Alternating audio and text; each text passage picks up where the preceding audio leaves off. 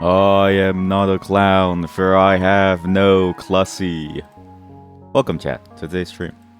How are you? Or how's everyone? Welcome to today's boring stream. Okay, today's gonna be a very chill stream. We're not gonna be doing much of anything at all today, except for checking in a couple of things, okay? Yeah, clussless. You, Tarnished, you are clussless. Imagine if like there was an Elden Ring mod where every monster was just a reskinned like Krusty the Clown. And so everything it was just like a clown school, and you're just in like a clown tent, like a giant clown tent. Because you know how like clown cars, right? They can fit like 20 people into one clown car. What if Elden Ring? What if there's an Elden Ring spin-off where you go to the clown dimension, right? It's where the clowns go when they enter the clown car, and you need to fight off all the clussies, and you need to regain your clussy from the clutches of the clowns, right? And then instead of Dung Eater, it's like I don't know, it's like Clussy Beater or something. Oh man, I think we're onto something here. Wait, let me write this down. Clown game idea. Elden Ring, but clussy. The entire world is just a giant tent. All the enemies are clowns. Make it really stupid. E.g. Dung Eater equal Clussy Beater. Also, let me know if you actually hear the game music, because I can't hear the game music because I messed up. I messed up and I broke some thing. But it's fine because it's broken because I'm doing some new thing it's gonna be interesting once you see it. But I can't hear the game music, but you can hear it for yourself. So it's a one-way music track, which kind of sucks for me actually. I've been meaning to actually do that as well. I've been meaning to program my own like music player that I can use for stream. One that has a couple of features that I've wanted to like have for like a while, but we'll see how it goes. It depends on if we have time today.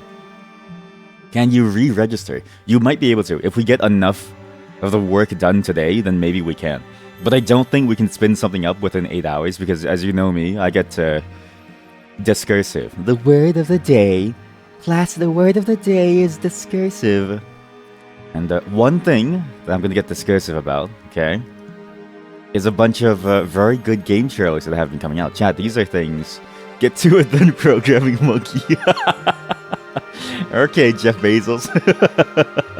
Okay, Bill Gates. You know what's funny? It's Bill Gates is famous. Well, I mean, all of them are famous, but every single one of them have gone on rants about how their development teams suck. And I'm always, in my head, I'm always like, my brother in Christ, you hired them.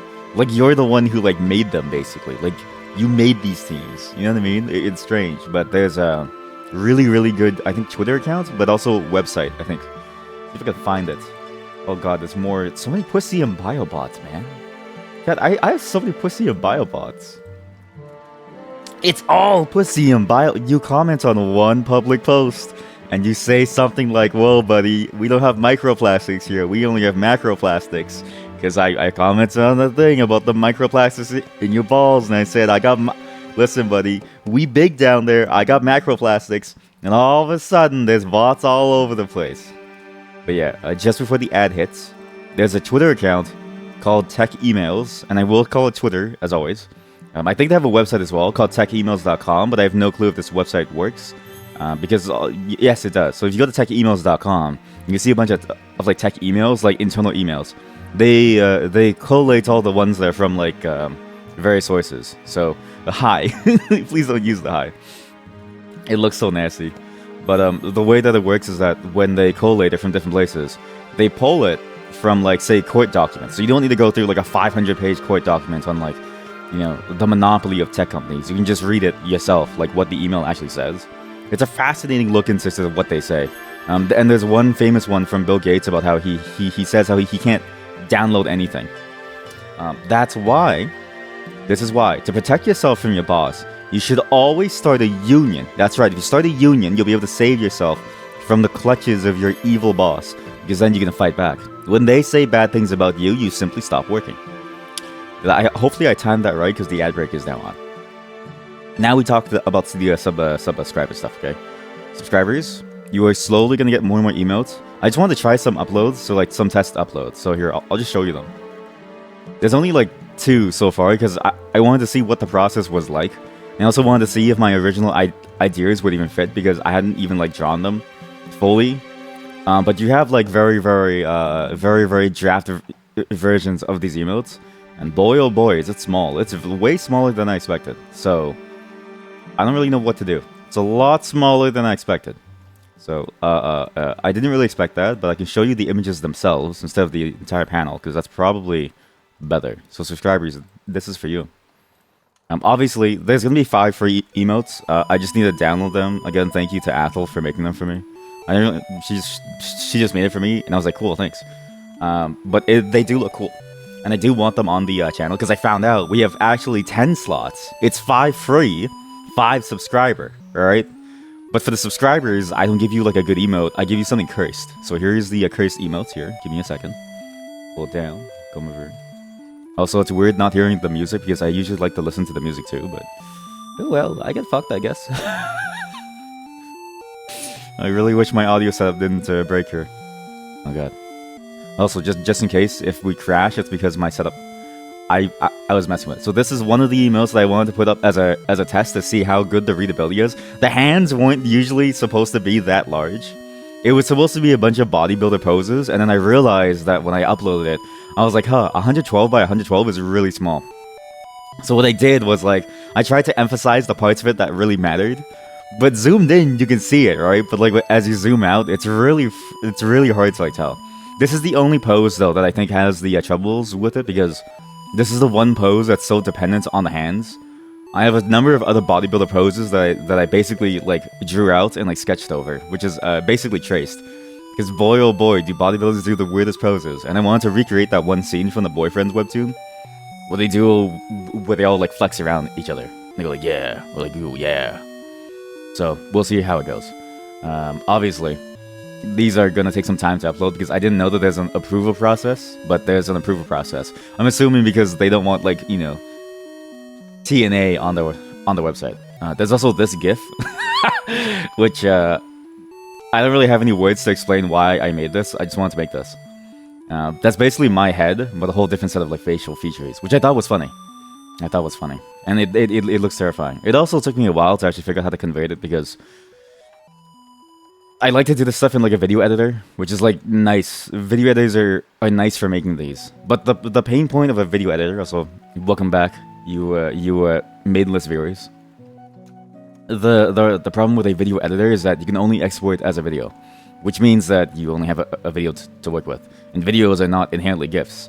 And videos are also like multiple megabytes versus like, you know, under 1 megabyte.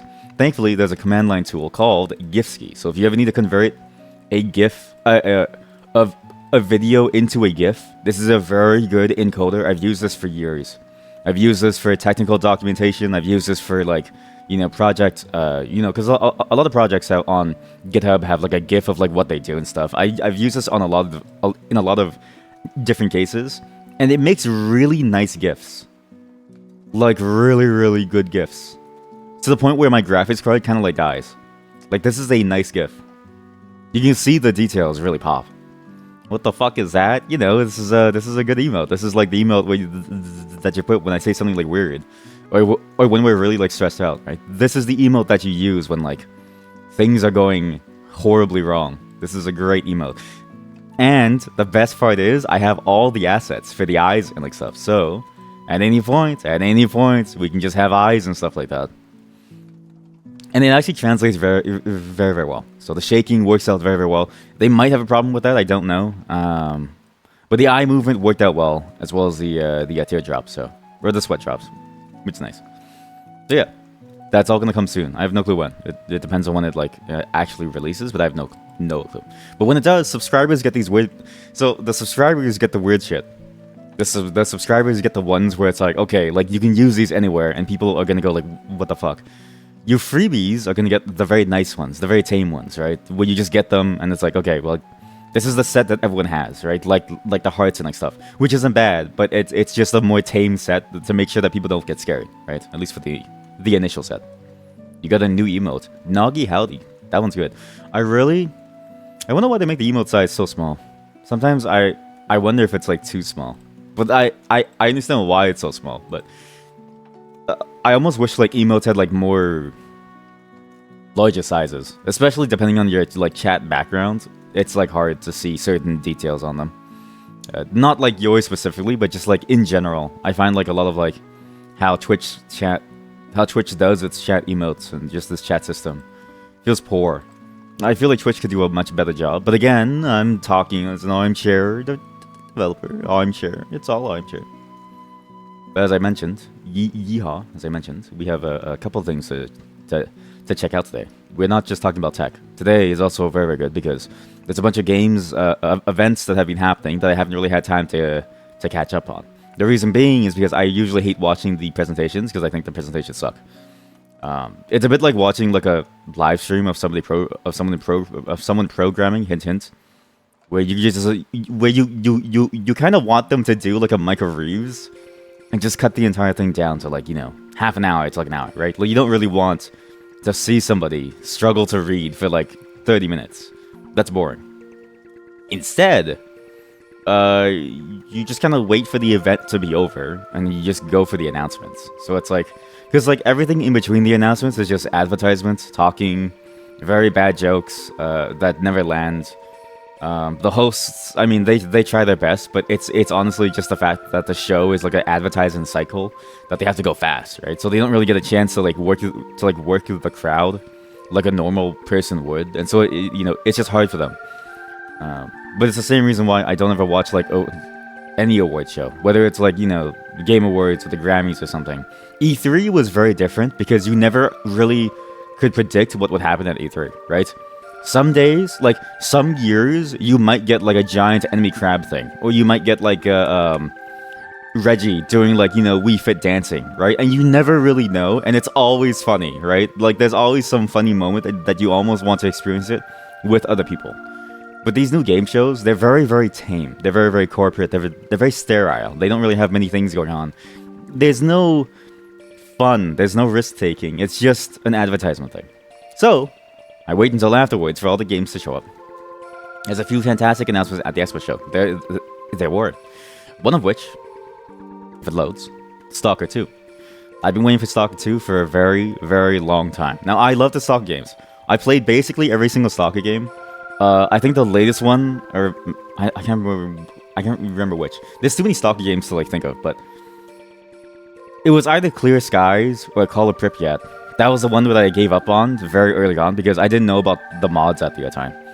And the engine, I mean, it crashes every like half an hour. So you know what I mean. It was annoying to like play, but the ones that I could play all the way through, I really enjoyed it. I don't really want to play them again on stream just because. I've run my course with them, having played them for like hundreds of hours. So number 2 is going to be fascinating. And I haven't actually seen this yet. And this one apparently has a lot of gameplay, as my friend told me. So we have to watch it live together. Oh shoot! I need to kill the music. Kill the music. Cut the music. There you go. Now, fair warning. I don't know how loud this will be.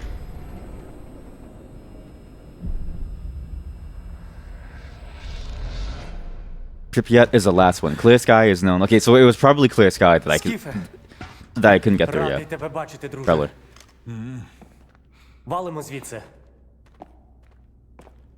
Now again, if this is true, okay, every single trailer does this. Every single trailer says this, right? They say in-game footage. I never believe it, but if it is, compared to Stalker 1, Stalker 1 it's pretty bad. Doesn't look like Morrowind. I'm out.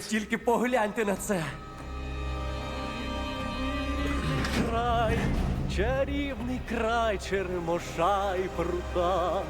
Ти моя любов. I would not be singing. Рідна матінко моя. Жива. Координати закинув. Поквапся. Yeah. Okay, this actually looks really good. Holy shit. Please tell me they still have the like screws. Oh yeah, the dogs. Yeah, this looks really, really good. I hope, okay, I also hope that they keep the same gameplay elements. So the same dynamism in the way that the enemies move. and like the weird advanced tactics. They do have the screws. Yeah, that's it. That's all I care for. Is the screws. And the shooting looks so much better. Jesus, the shooting in the first games was pretty painful. Oh god, that guy. Yeah, throw some screws. Yeah. Oh yeah, QTEs. I love how there's still QTEs in Stalker, right? Oh.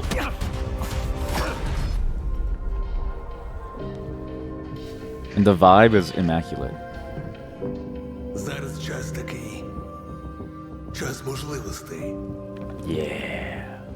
Yeah, broke it down guns. Holy shit, you get an RPG. Holy shit. Усі ці жертви, усі ці смерті. Який в них сенс? Зона така, якою бачиш її ти. Plot twist. It's not a QT, it's just a cutscene. Oh yeah, sorry. Well, okay, a cutscene is just a QTE where the game auto presses the buttons for you. Because they don't trust you. But this looks really good. Своїм шляхом. Like, genuinely good. Тоді ти зможеш побачити зону по-своєму. The gameplay looks really good. I think, again, because the first couple games, right, the shooting felt kind of stiff, right? But the reason why they felt so revolutionary was because of the way that things moved. The way that things moved felt very alive. And the landscape was very, very sort of like downtrodden. It felt good. And looking from the trailer, if you ignore the music, right, like if you cut the music and I just show you these scenes, it's a pretty good fit for what Stalker actually, like, the first Stalkers felt like. I hope they keep the spots where they play the guitar around the campfire, like that one emote, because that would be nice. But yeah, Fallout US, wait, Metro Russia, Stalker, Sticks House. Yeah, this is just my like house here. Sorry. Where's the programming? Soon, mod, soon. Did you highlight might have been Fable? Yes. I also So the Fable one, the announcement. Well, the gameplay trailer. I've been looking forward towards the new Fable game for a long time. The gameplay trailer is gonna finally tell me if it's worth it or not. Because if they keep the same, I guess, like gameplay like style, then I think it's going to be fine. The game was never meant to be like a super serious, super good RPG. It was meant to be fun, right? But it's always been fun, and so as long as they keep that same DNA, I think it'll work out fine. Yeah, the zone lived on its own. Exactly. That's the thing that I hope that they keep. That living world mechanic was revolutionary then, and still is today. In a weird way, it still is. We don't really have many games that simulate like the world as it lives. Many games just kind of do stuff, and then only within the player's like radius, right?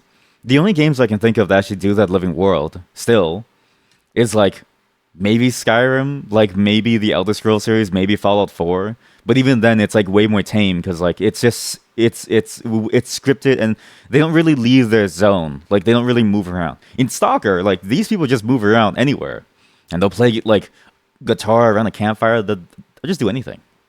It's really good, and it seems like they kept the horror elements too because the game was genuinely terrifying, right?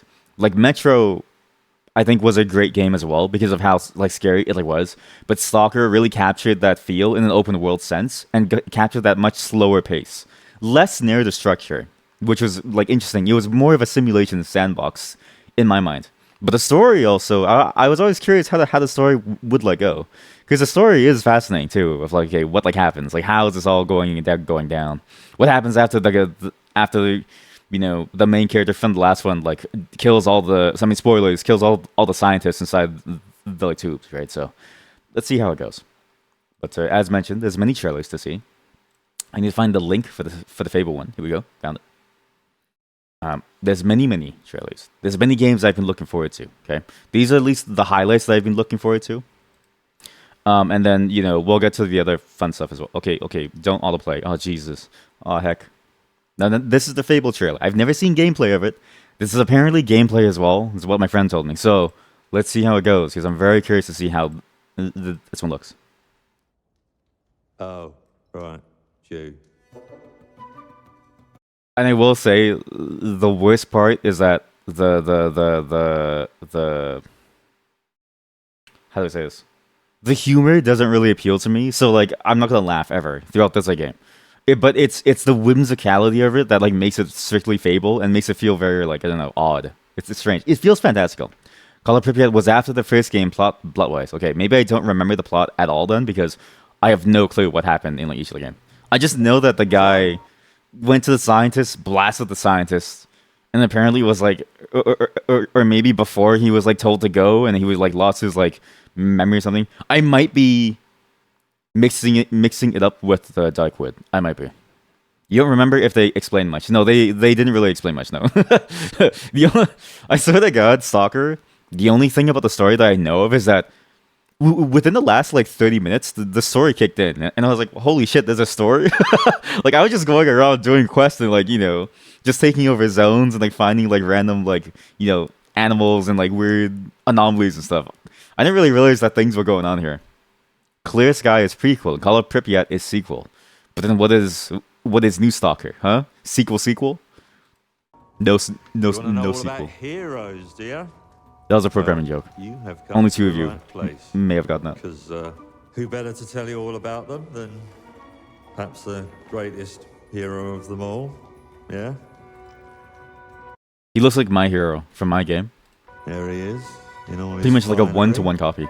Cheers. And also looks as the nasty too. Oh god, I'm too loud. Humphrey, Albion's greatest hitter, retired.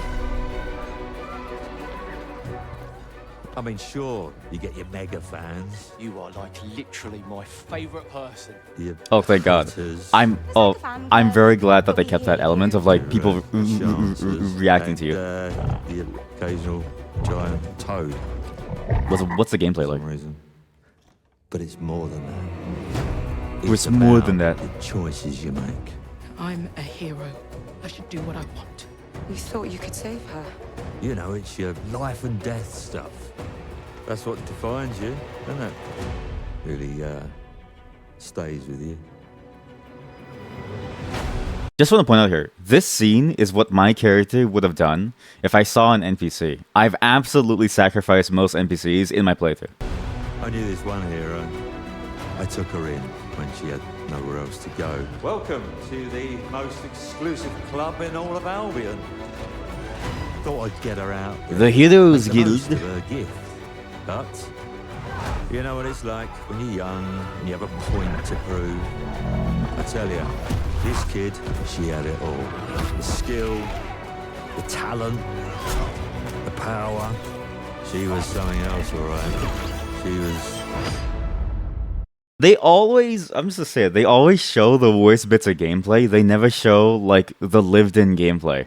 They always show the scripted moments that like every game has. That's not the gameplay. It's like executioner stuff. It's like, okay, cool. Like you see the finishing move. It's like seeing a Skyrim finishing move, right? And you go, wow, the gameplay looks so sick. You can suplex someone. Is that a command move? And then you play it and you spam left click to like punch, punch, punch, punch, and then when they get low enough, you just do a suplex. And it's like, okay, well, that doesn't tell me anything. terrifying. So, yeah, I knew this girl once who made all the wrong choices. What? Humphrey. Oh, because your hero's going to be evil. Yeah. She's back.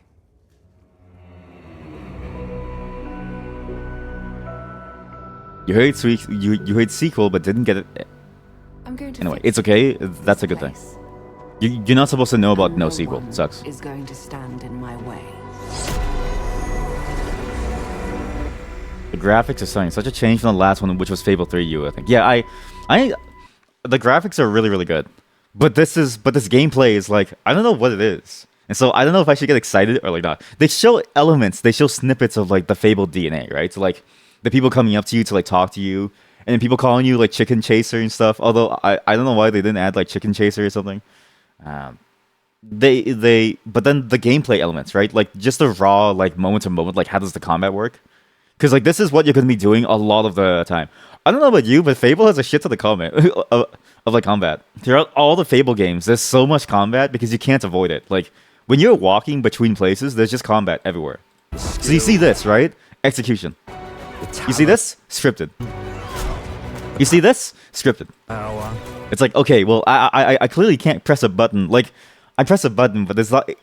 There's no other choice compared like that gets added onto that. It's like you're watching a mini cutscene, and it's like, okay, well, this doesn't tell me anything about the gameplay.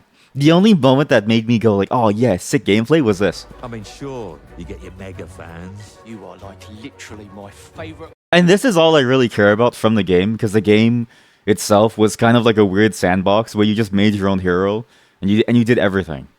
And also the fact that, you know, they tease the idea of like killing someone. This is great. It's very good. Then you start playing and gameplay is kicking chickens, and it's actually even better. I hope it is, right? Like, how much of this world can you interact with? Because you look at this town, right? Like, if this is true gameplay and you can interact with all these NPCs, can I kill every single one of them? Because my goal is, again, this is what I love about Fable. You go into like Bowerstone or Bowerstead. You kill every single person. Well, first you do the apple trick. So you sell the apples, you buy the apples, you sell the diamonds, you buy the diamonds. You get infinite money. Then you kill every single person, buy all their houses, and then form a new feudal landlord state, right? Which is exactly what you want to do. But I don't know. Like this doesn't tell me if it's possible, because we didn't see them just run around and like smack people. So again, it's weird that they do trailers like this. But again, I also understand this is the trailer that appeals to a certain type of person, to the average viewer, right? So it's like, you know, I guess it makes sense. But for me, it's like, I don't know if I want to play this yet. I know that I will, but I don't know yet, just from these snippets. You hope you get to have a kid with someone that never talk to them again like the old ones. That was the weird thing. Okay, that game really lacked in terms of like the ability to interact with like certain elements. Like there was a lot of like cool, I guess, like macro interaction with the simulated world, right? But there wasn't much of a micro simulation, and so like, yeah, you can just leave people behind, and like time basically froze for them, and they would just never ask about you. Like your wife and your kids would never wonder where you went. I remember the first game, you'd guess the gameplay would probably be similar to those cutscenes.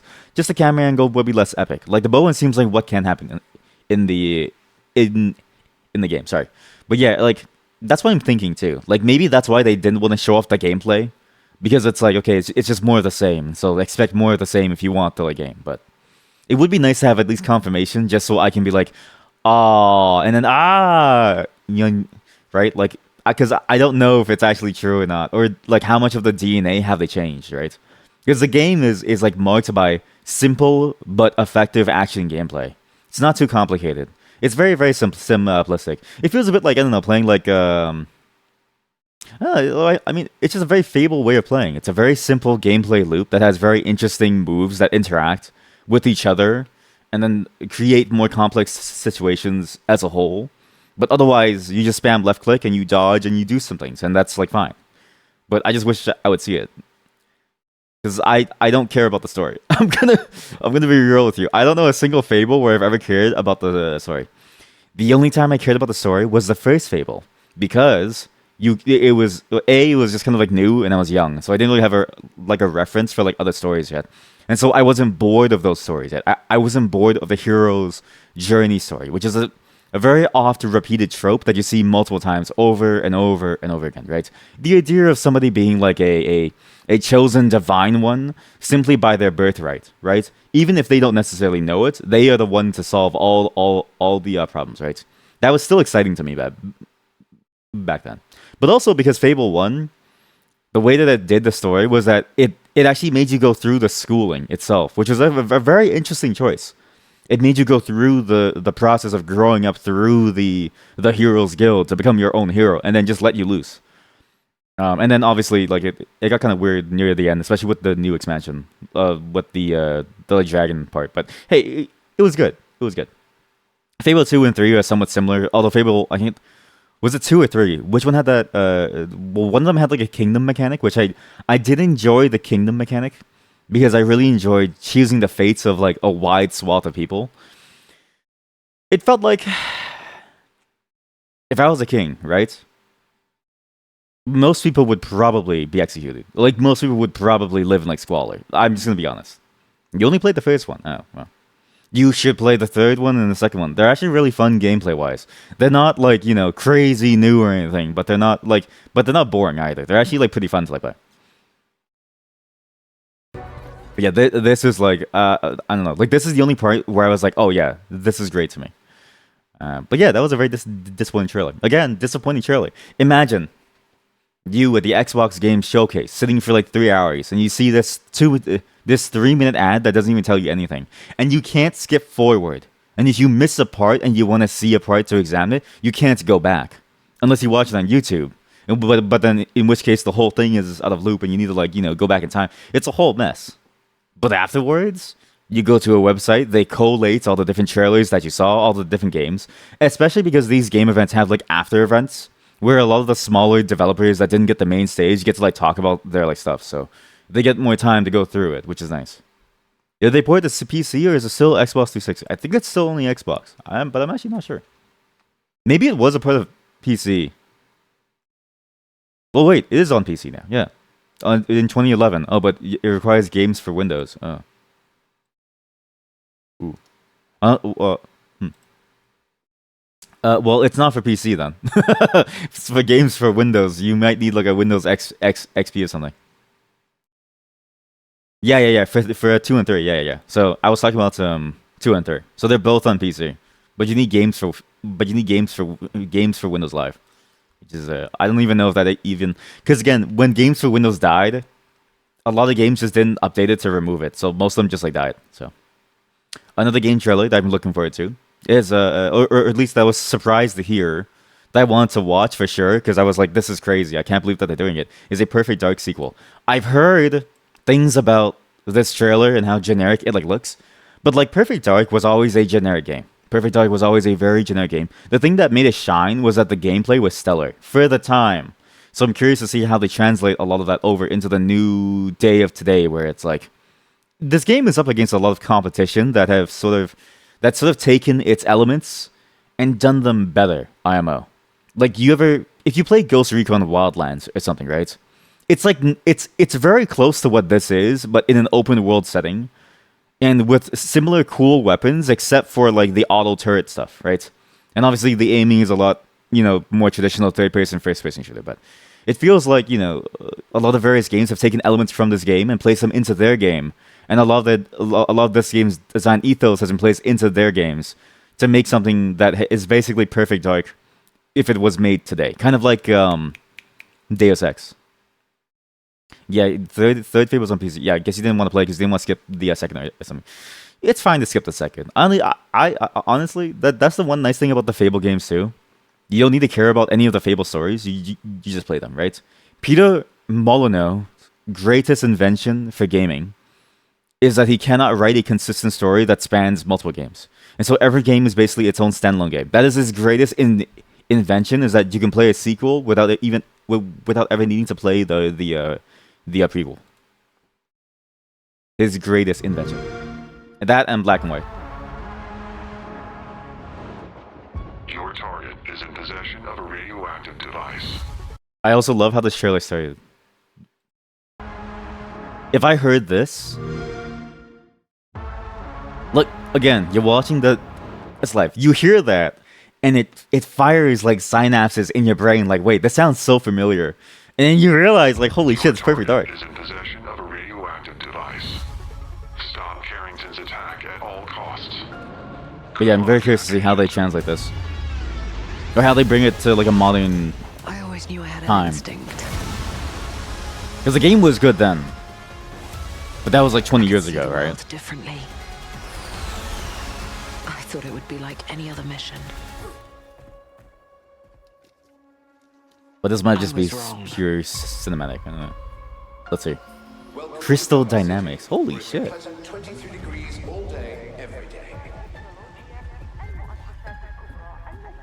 How far to his last known Oh. location? Local forces are also tracking his whereabouts. You need to find him before they do. I'll have to This might be the Deus Ex sequel that I've been waiting for. Generating voice print. Hey, German.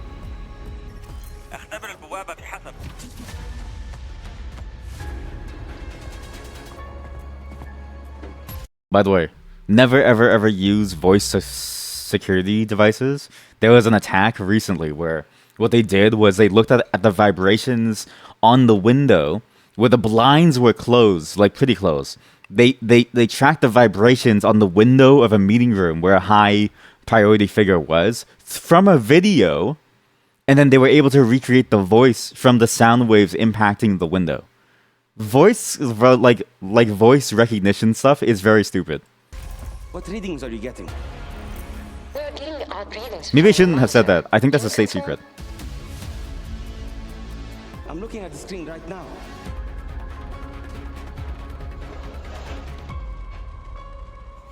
Our intel places Carrington on the second floor. Huh. That's interesting. And the life we think we know turns This is out a to be very lie. different game vibe. There's only one way forward. Find the truth. Scan's clear.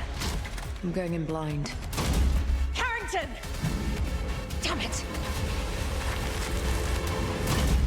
Analyze. What am I looking at here? Carrington appears to be targeting a research facility. Please tell me they have look at the auto turret thing.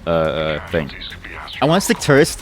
My go-to in multiplayer in this game was to stick turrets on like walls and camp a single corner. Everyone that I played with hated me. I'm like, fuck you guys, eat turrets. Agent Stark, it's a pleasure to meet you. Agent Dark. I could use someone with your skills.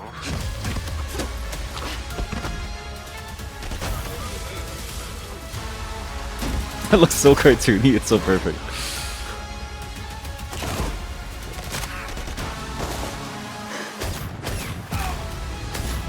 She killed the president. I had to lose everything before I could see.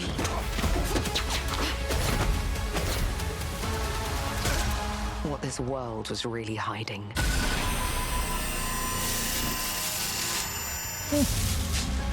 I hope you're ready, Agent Dark. Are you all seeing this?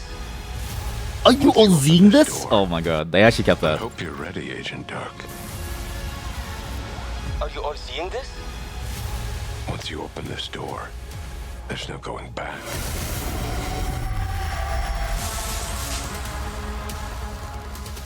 Okay. Again, as I said, they probably weren't gonna be able to like just port the game like wholesale. Like if you took the same mechanics of the first Perfect Dark and put them into today's landscape, it'd be a bit like Duke Nukem Forever, right?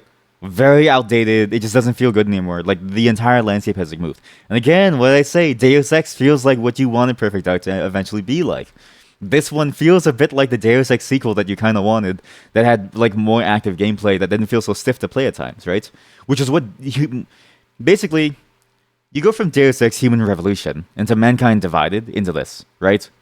You lose a lot of the elements that made the original Deus Ex and like Perfect Dark like interesting, but at the same time you gain new elements that make it more of a fun game to play, like from a moment to moment basis, right? However, this is a small snippet, so I don't know how much of like these slower moments will like be there. How much of these slow narrative moments will actually be inside of the game. But at least, you know, the gameplay elements, they seem interesting. But again, I can see why people said it feels generic, because it does kind of feel like a generic game. But it's like, when I think of Perfect Dark, I don't think of any like interesting locales, right?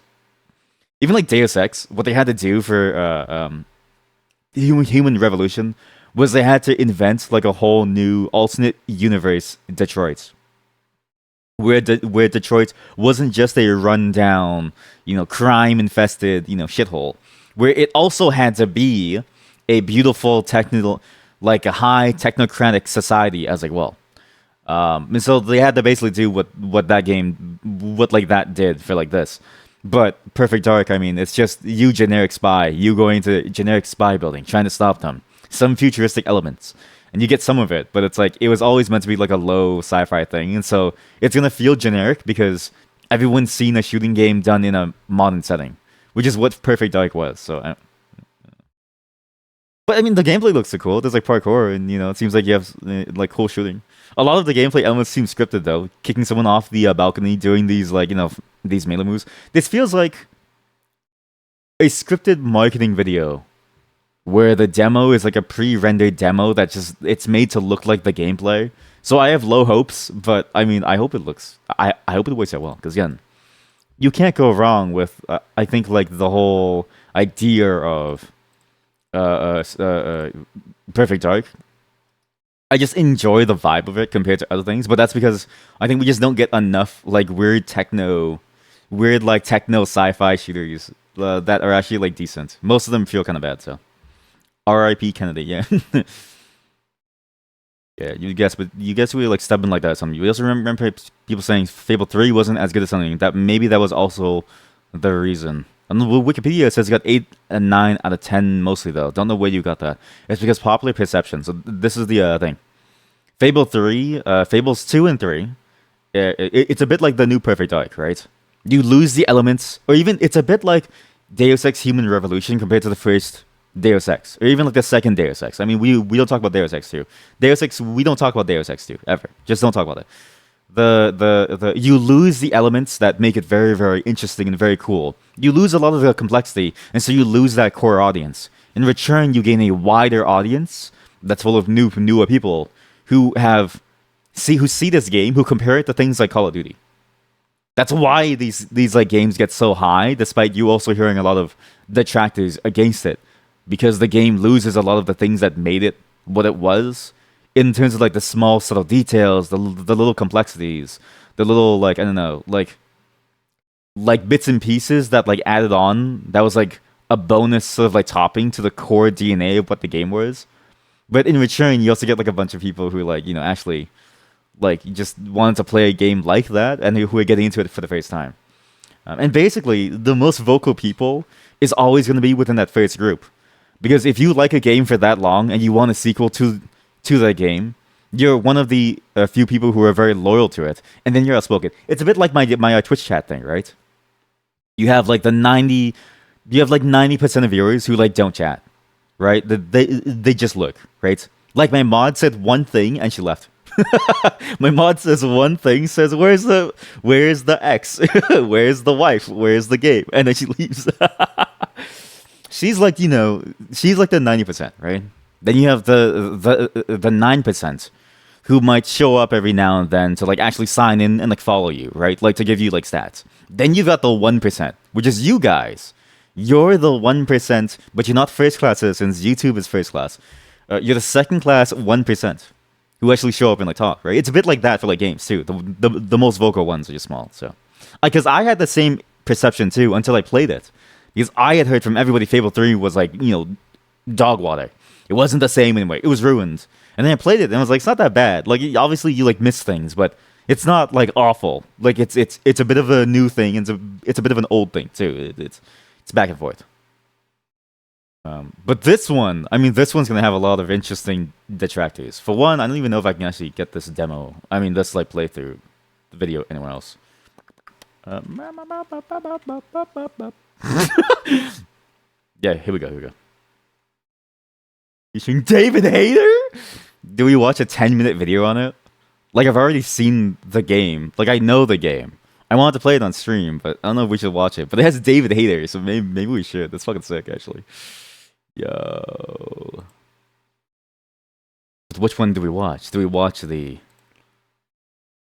Wait, okay, this one's just talking. This one's just them talking. David Hayter, however, is there on stage showing gameplay. Is it? Yeah, I guess so. Okay, well, we'll watch this one. This is the one that's also gonna, I think, be a bit of an interesting one as well for people to go through, because, again, it's how do I say this? Konami has a problem. They have no more DNA in their system to make things. They've exhausted their DNA because their strategy is again, this is a publicly stated strategy by their CEO, their current CEO. You go to the if you go to the investor reports and you go to the little, press briefings that Konami puts out, The CEO has publicly stated the strategy is now to mobile games. Their strategy is no longer to make games like Metal Gear Solid or Castlevania. Their strategy for the gaming division is to move towards stable, sort of like, consistent revenue centers, which is their gambling arm. Because gambling is that's just money. Like it preys on a certain thing to make money, right?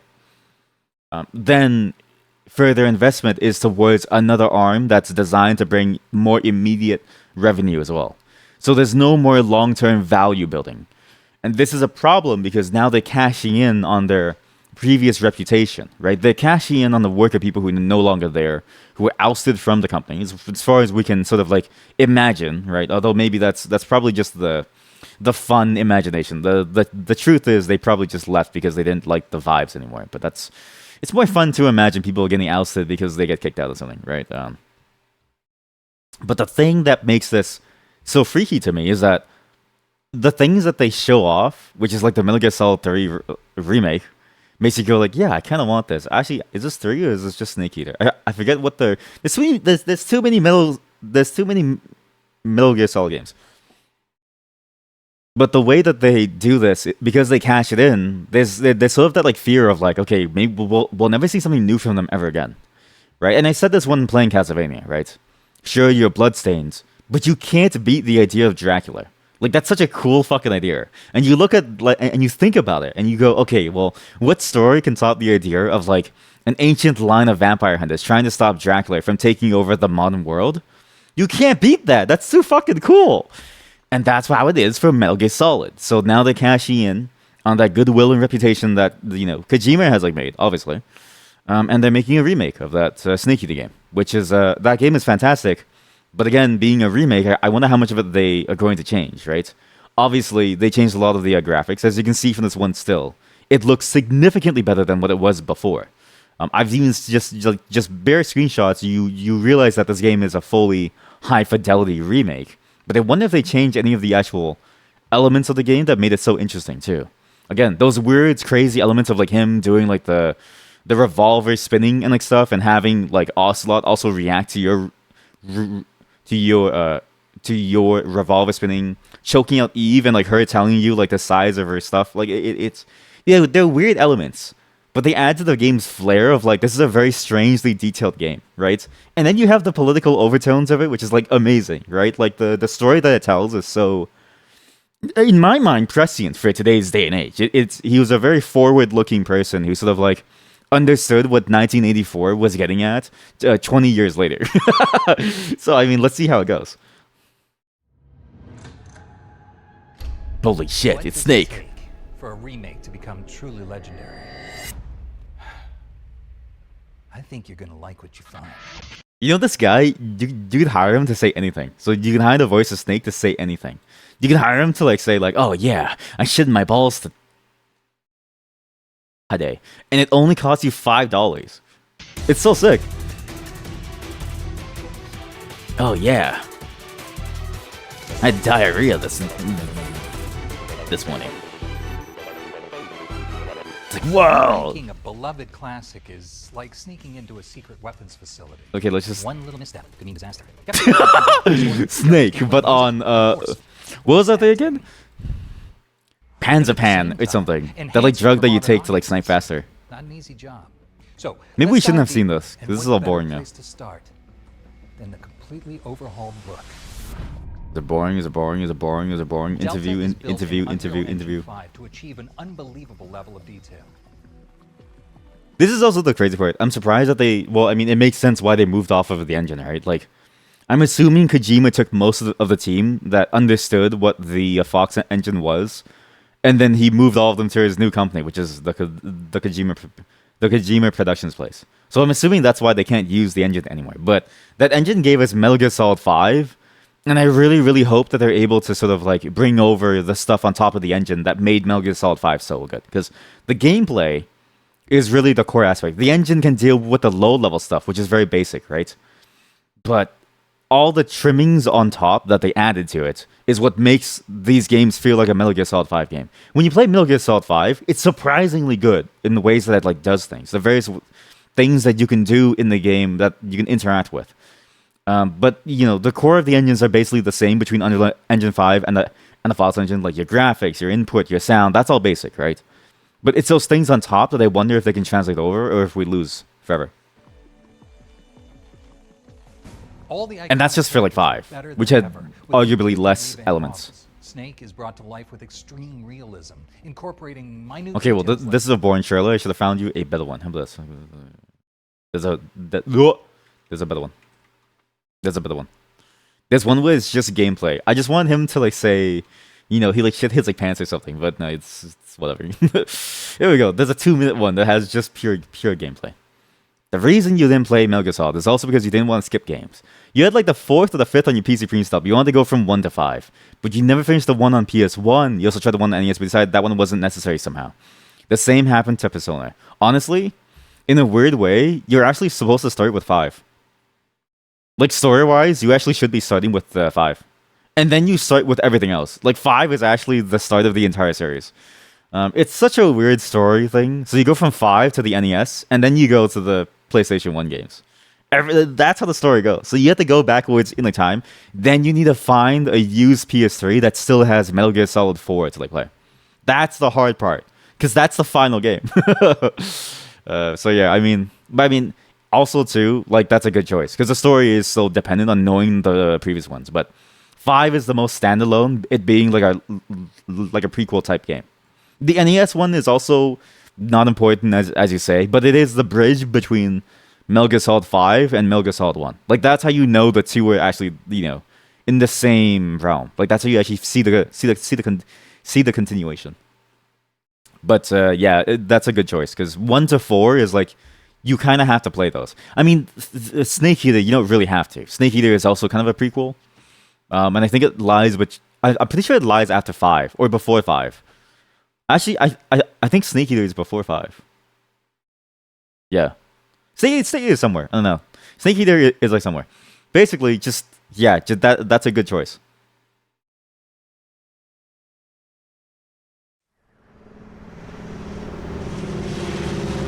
Hey, why does my player look so worried? Why are there like bars? What's this? What the fuck happened? There's like bars all. What's this? There's like bars. I don't want bars. What is this? Full screen, thank you. It failed to fill. Let's see how good this is without David Hayter. Approaching Soviet airspace. You have this happen all the mission is to infiltrate Selino Yask in the Soviet mountains, ensure the safety of Sokolov, and bring him back to the west. Sokolov? Your codename for this mission will be Naked Snake.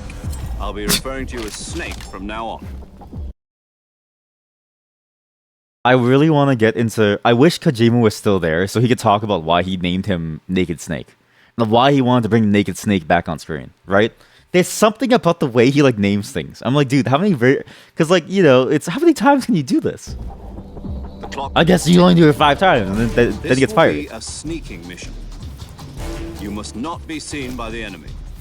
You must leave no trace of your presence. Is that clear? This kind of infiltration is the Fox Unit's speciality. In other words, weapons and equipment are procured. Oh yeah, they get the crocodile. This is the best feature, and I'm so glad that they. I hope this guarantees that all the little subtle details are like there. Because having the crocodile hat and swimming inside the water, that was genuinely funny. Right, that goes for food as well. You're completely naked, just guilt as your hunting. name implies. Oh yeah, Mudman. My own weapons and equipment. David Hayter. Whose crazy idea was this anyway? Who wrote this dialogue? Naked, just as your name implies. Who wrote this? I have to find my own weapons and equipment. Whose crazy idea was this anyway? It's both so fitting, but it feels like a Flanderization of what makes the Metal Gear Solid writing so good. That line, I think, makes me kind of like hesitant, because that feels like a Flanderization of what the game was. But at the same time, I don't remember. Because it sounds like it fits, but at the same time, it sounds like a stereotype.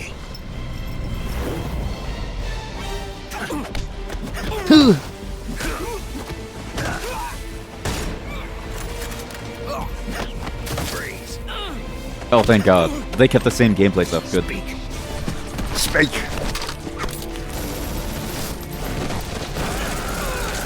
Holy shit!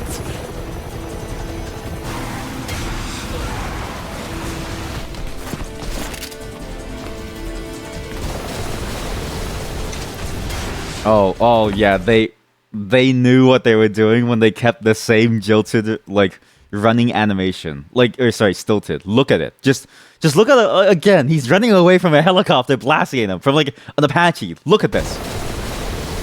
He's like he's going for like a Sunday stroll. It's so perfect. That's exactly what the game was. Snake, there's a helicopter behind you.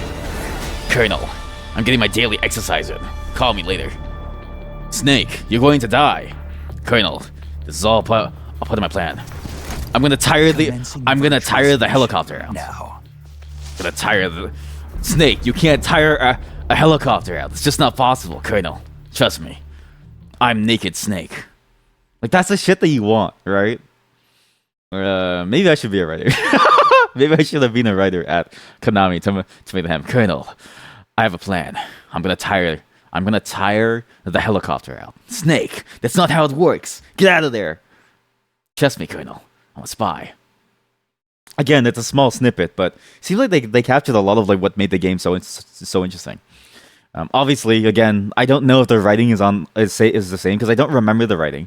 It sounds like a flanderization of the original writing, but again, because I don't remember what it was, maybe I'm flanderizing it in my head. And flanderization is when the elements of the writing take on the stereotypes that people like see for this character, right? Where it specifically works towards the stereotypes of the character, and it comes from that character Ned Flanders from The Simpsons.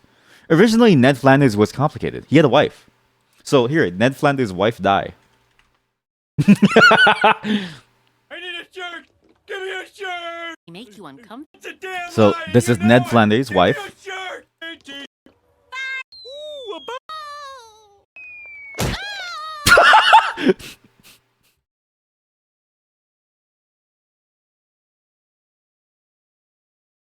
I shouldn't have laughed so hard. I'm sorry. I shouldn't have laughed so hard. It was the noise and the impact that got me. It was the noise and the impact. Okay, the strength of it all. It's just. Ooh, a bobby pin. Oh god, it's so strong. Maud? That's his wife.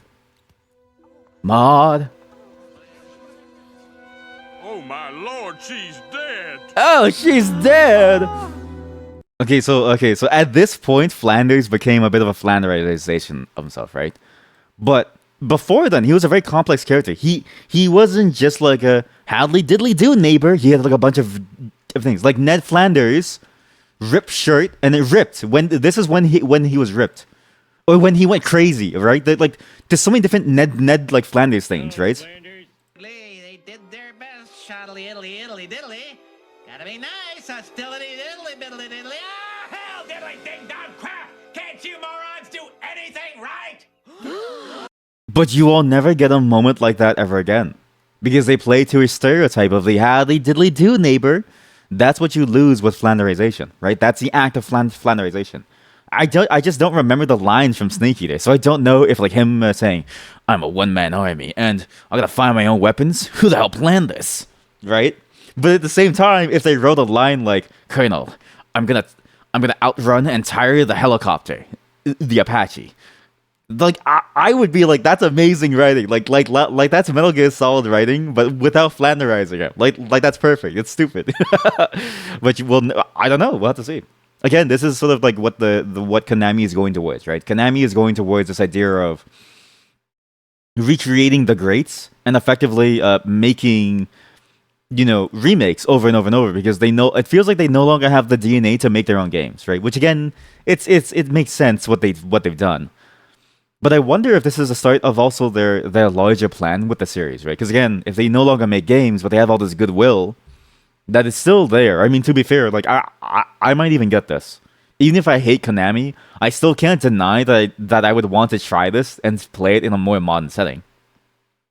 I wonder if this is a part of their larger plan to make like a larger story revamp, or like a story sort of retelling in like order of the games, such that you can now play through the games in the order that they are in like the story wise.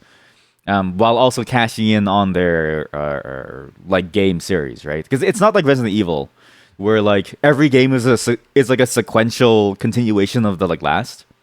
This is more of the timeline is like all over the place. I'm pretty sure Snake Eater is like a prequel to many of the games, but I can't remember why. So I mean, if you look at the work that's been put in, I could imagine maybe in like 2 or 3 years' time, we'll also see a Metal Gear Solid 1 from the PS1 to like, to PC with the same engine, and so you get to play that exact same game, but also in a different perspective too. Like, to be fair, Snake Eater I don't think needed like a remake, because again, the gameplay holds up. It's the same game style as well. Like, it's still third person. Like, it's not like such a drastic shift like Resident Evil 1 to the Resident Evil 1 remake, where it was like a third person shooter, right? I actually think maybe Metal Gear Solid 1 and like 2 would have been better candidates for this kind of gameplay shift, because then we could see it in like a whole new light. So then it'd be, way more deserving of like a remake. But even then, I don't really see the need. But again, hey, it works. But I wonder if this is just a part of a larger strategy. And I refuse to see interviews because I'm too lazy. So I'm going to speculate as much as I can. That's what a good YouTuber does, is they speculate off of a single frame. This one frame is going to make like YouTube careers, right? Somebody's going to make a video dissecting this, and they're going to have like a million subscribers. They're going to stretch this one frame to like 5-10 minute video essays, guaranteed. Elden Ring gave Vati Vidya like a whole new like lifeline. The trailer for Shadow of the Erdtree probably gave him like 20 videos. Like, it's nuts. the lengths that people go to, Chad. The lengths that people go to. And I can't remember. Oh yeah, there was one more gameplay. I don't know what it is. Teaser, trailer. Well, 2 more actually that I saw as well. So this is a game that I played recently on stream. Not this game in particular, but State of Decay 2 was the game that we played on stream. Now, as you all know, I'm a big fan of State of Decay. I think it has all the elements to be one of the better zombie games out there. And I'm a sucker for zombie games because I really enjoy the idea of zombies. And also because I really just like, I don't know. It's, again, I like zombies and like vampires. You can probably tell how cringy I am and where I sort of came from and what my early childhood influences were, right? It was death and violence. But the reason why it's so interesting is because zombies work well. They're just like a horde of enemies. They're like nasty, like scary. They just come out of nowhere, right? State of Decay 3 is a game that I've been waiting for a while, because State of Decay 1 and 2 I thought were very good zombie games for what they were trying to like do. 2 had a lot of annoying elements, like the whole timing and the whole limited open world, and also the limited number of people you can bring with you in like squads. But those were technical limitations. I've always wanted to see what that game could have been like had there been no technical limitations and had they had funding behind them. Now, obviously, the studio behind this, which is Undead Labs, they've been a part of the Xbox game umbrella for like a while now, and they've had accusations of like bad working conditions, right? So there's a very good chance that the studio might even get like spun out and sold before State of Decay ever materializes. Especially given Microsoft's latest moves, where they dropped the Hi-Fi Rush developers right as they made Hi-Fi Rush, which is like an indie darling. And then they said within that same interview, like that same day, they were like, I don't know why we don't have any good beloved games. It's like, okay, well, dumbass, what do you think, right? So, I mean, we'll see how it goes. I think that it's a terribly mismanaged company, but what game company today, sorry, not game company, because that even includes small ones. What's game conglomerate today is not mismanaged on some level. So let's see how it goes. Again, this is probably a teaser because I've heard they have no gameplay elements because it's still so new. But we'll see how far this goes. Oh! God, I hate that intro so fucking much. It's so loud. Who did you love? Your mom. What did you believe? Your mom was mine. Now that's a sick logo. By the way, I really hope Days Gone gets a sequel too, but I think that game is never getting a sequel because I think Sony has them by the balls. Too late to ask now. We all knew the risks when we ventured out beyond the gates.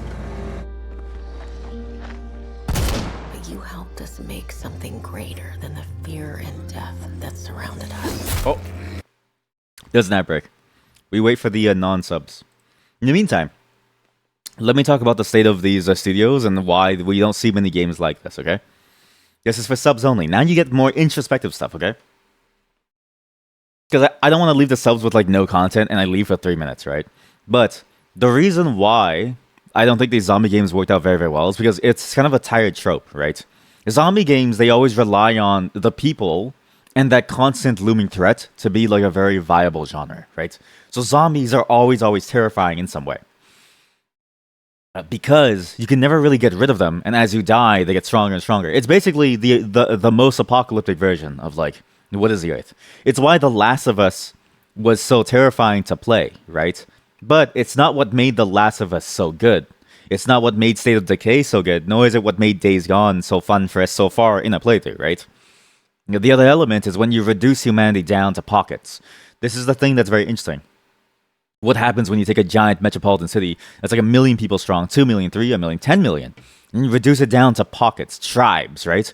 What happens when you devolve humanity's social structure back into sort of effectively caveman tribal structures? That's the thing that makes it so interesting. It's why the Walking Dead Telltale series was so good. Was because the zombies were secondary. The zombies honestly were secondary to the entire game. There was a looming threat, but they were never like dangerous to like deal with. And realistically, they could have just walked away from the zombies at like any point. Obviously, it's a bit like walking down like a deer. At some point, the deer will collapse, just like the humans will. But they could have just done that instead of like fighting them most of the like time, right? The thing that really made it was that the people and the interactions with the people was what made it so terrifying, and was what made it so interesting. That's what the idea of like devolving down these larger social structures into like smaller tribes promises us. It's what State of Decay 2 actually did so interestingly well. Despite the fact that they had very little to no narrative structure. It's what Days Gone did very, very well. And it's what was that other zombie game that I said? What other zombie game that I said that wasn't The Walking Dead also did very, very well. However, it's also what made Left 4 Dead so fun too, is that while you had that small social tribal structure, you also had the fact that you were blasting like 1 million enemies that couldn't stop. It's also why They Are Billions is so fun, because you have like a shit ton of enemies to like mow down, right? There's different ways to make it work. The problem is that, again, it's been done over and over and over that I think audiences are just tired of it and they get bored of it. But the thing is, if you look at what a zombie is compared to what most other monsters are, most monsters are just a different flavor of like zombie. Because the zombie is the most basic monster. Shambles at you, unkillable, keeps on coming back to life as long as you don't kill it a specific way. And as you lose, it gets stronger, right? In like a vampiric sense, it like draws strength from the living by turning the living into the dead, right? But that's like, it's like any other basic monster out there. It's just this presentation that people are bored of. But if you dress a zombie like the Last of Us clickers, then people are like, whoa, crazy, right? That's one aspect of why it doesn't really work. It's a presentation thing. The other thing is that if you're not like if you're not like Naughty Dog, you won't get funding. So Undead Labs, again, as I mentioned, they're probably at risk of getting shut down because of Xbox Game Studios' strange business practices. They're spinning off businesses like they need the cash right away. It feels like they're making short-term decisions in order to regain cash instead of thinking about the long-term landscape. And I think this is the thing that's going to maybe bite us as a consumer, but not them as a developer, because as a consumer, we care about that reputation. In a weird way, we care about it more than the game developers. We care about that legacy. We care about that idea of like, okay, like, you know, the people behind these games, and then them continuing to make such standout pieces, right? We care about the quality of these things. But for the studio, it doesn't matter. They'll always find some new person who gets into the industry, who they can then sucker into buying like your next generic game. So it doesn't really matter to them. It's why we see parallels between what Konami is doing with what the Xbox game studio is doing as well. They're both doing the same thing effectively. The Days Gone developer, interestingly, has a different issue that is it's also kind of like similar to what Sony, like to what these other two game studios are like doing, which is the Konami and the Microsoft side. But it's Sony specifically. The reason why they won't do a sequel to Days Gone, why they won't allow that studio to do more, is because they didn't reach like a ludicrous sales sell. It was like 300 million sales or like something, and then you get to make like a new game. It's like, holy fuck. So I mean, we'll never really get to see games like this because again, market interest is like down. Therefore, the number of developers who are willing to do it are like down. The few developers who are willing to like do it, they didn't make back like $1 million buckaroos, and the ones that can do it, they're also being held by flighty game publishers, very, very, very flighty game studios. And so there's no real clarity on like, okay, how far can State of Decay 3 get? I have a feeling it might get canceled. Like honestly, I have a feeling that this game might get canceled very, very soon. Sure, they may showcase it, but like I don't think they're betting on this very, very much. However, I think if they do, it will be good because I think it will work. But let's see. Also, welcome back, non-subs. I was waiting for you all. Talk about games. You helped us make something greater than the fear and death that surrounded us. I hope they keep that car mechanic because I hope that surely is an indication that they're gonna keep it. The driving in the game is really good, and running down zombies is really fun. I just hate how shitty your car feels because it breaks so fast. I can run over like hundreds of people, maybe even like thousands, before my car really gets like bad. Like I've already done like 12, and it's still going fine. We found hope in each other. Could just be because we have a Toyota. The other survivors just one more day. Is that the mystery van? Sacrifice. That might be the mystery van. By the way, this is a very specific reference to what players do. In State of Decay 2, zombies don't know how to climb cars. So what you do is you climb on top of a car when you're being surrounded. And you crouch there, and they can't do anything. And they just surround your like car. You want your car to be blown up before you do this, otherwise you will die. Because the car will eventually blow up and then kill you with it. The sacrifice. But that's what players do. They just sit there. They don't even shoot.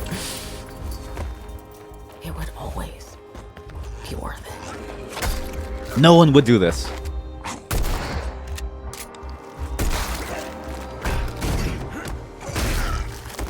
Ew. Everybody does that. Every single person who plays State of Decay 2. If you run into a horde by accident, you're like, oh fuck, I gotta do something. You climb on the car and you shoot them. But the thing is, every bullet brings like 50 more zombies, so you're stuck there. You have to decide when to jump off. And that helped us find the courage to keep going. To fight on.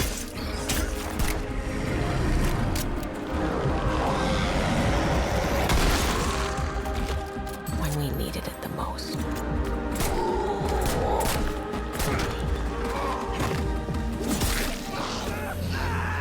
Oh no, he's dead! Oh no! Why didn't any of you save him? I didn't know you well.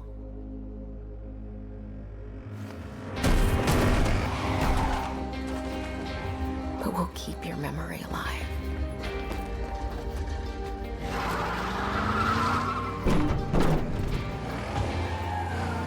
Yeah, I mean, cinematic trailer. It's boring. Every sacrifice we make matters. And will never be forgotten.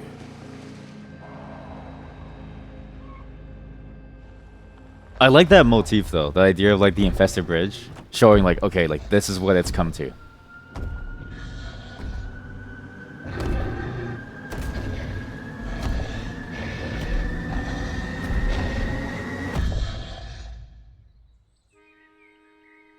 No one is forgotten.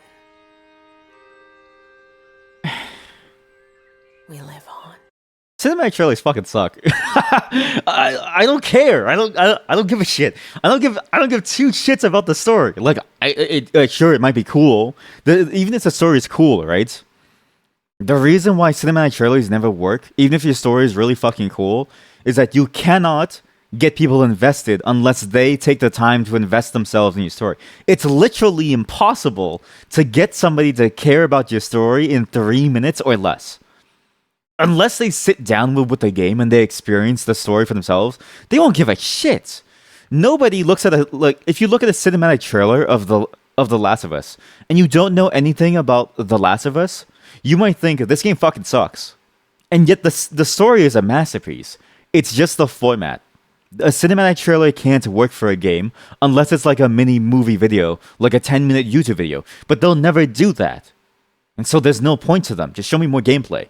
But again, the reason why we don't see gameplay for State of Decay 3 is because I've heard when that first reveal came out, they were just in the concept phase. They hadn't even made the gameplay yet.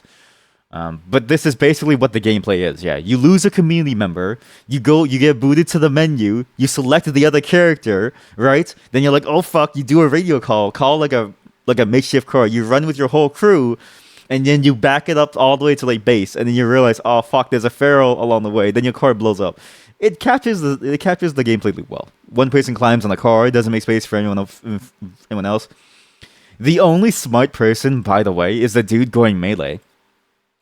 Because he's trying to draw less zombies to the place, but for some reason, because you equip your community members with like guns, they're using the guns which draws more zombies from the noise. So you playing the melee character, you die because of your AI companion's choices, and then you have to choose one of your companions, and then you realize, okay, well, you dumbasses, let me unequip your like gun, but it's too late.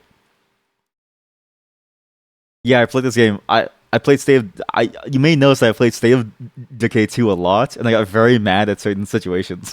I really that game is so good, but sometimes it pisses you off. It's like, oh fuck, like why'd you guys use fucking guns here? It's too loud. But yeah, it's a very, very interesting trailer. You see bits of, I guess, like gameplay mixes, but I don't know how true that is, that this is gameplay. Like these portions. Because look at the way that they move. Or that they aim. The way that they aim feels like those like pre-scripted scenes in like, you know, like a trailer. Especially with the one later on where she aims at 3 different people. And she gets like a perfect triple kill. That where her crosshair isn't even like, you know, shown. And when she aims off the center of the screen, not this one. Where is it? Is it this one? Where does she do that crazy triple shot? Is it before or after her friend dies? It should be like before her friend dies. Where was it? Fuck. But these trailers just don't tell us much. But I am excited to see what the game is going to be like. Again, I really enjoyed State of Decay. I think it does a good job of like building that like allowing you to play that tribal sense of like, this is your community, this is your tribe versus other tribes. My only complaint about the game is that when Project Zomboid like really started to hit its stride with the multiplayer, that's when I realized like, oh fuck, they could have done so much more. They had the basic elements, right? But there was no freedom to like do much of anything, and so you felt very limited compared to what you imagined the fantasy to be like. Like obviously, I don't want full building. Like if you want full building, go play Project Zomboid, but I don't want that in this game. But I also don't want radio cooldown times. I don't want predefined slots to like build things. I want a space, and I just want to like reinvent that space. I want more, you know, possibilities of like people going around on their own. I want more of the ability to sort of like simulate and like manage my community and send them off into like the wilds to like do their own things, even at, you know, at like whatever risk. I want these things to feel.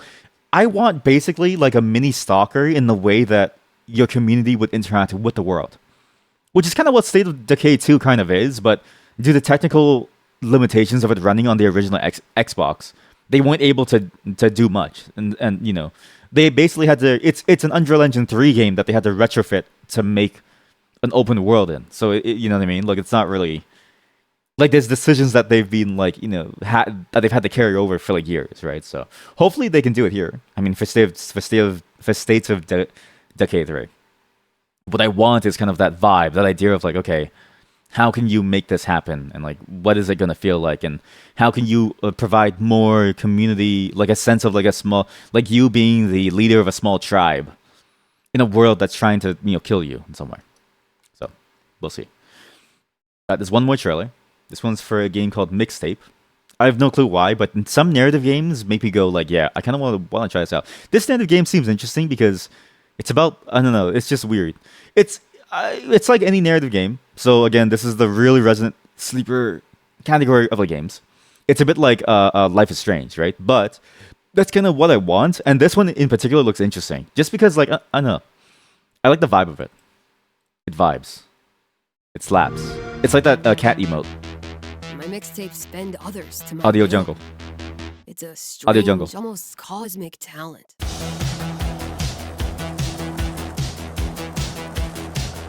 Go back to a time where summers lasted forever, when friendships were unbreakable. And if you've ever done that, this is very dangerous to do, and I don't recommend it. But it's really fun on rollerblades, and I feel like on rollerblades you have a lot more control than on a skateboard. Because on rollerblades you can kind of bail out, and it's fine. But you need to find you need to do this, like a long empty stretch of road. I wouldn't do this on a highway though. Like if you roll off and you keep like tumbling, they also have no helmets, so they're probably going to like get like a CTE. So. Friendships were unbreakable, and but it is fun. Any trouble was good trouble. This year, I want to ride a flaming stallion of delinquency. Yes!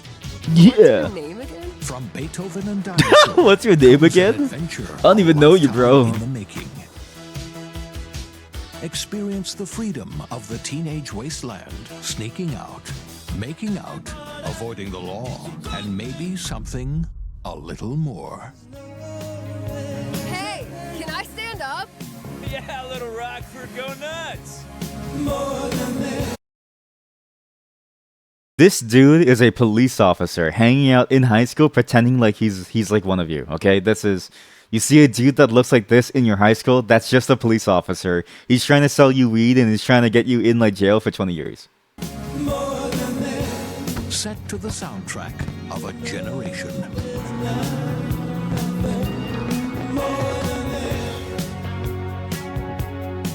Iggy Pop. What are we gonna think of ourselves in 10 years? I'll just remember to tell myself it felt important at the time. Your greatest memories are stored in music. You're invited to go back in mixtape. Now you see why. Noise complaints. Okay. Dude, we're just smoking weed here, bro. Noise? I'll even make noise. Hey, why are you handcuffing me, bro?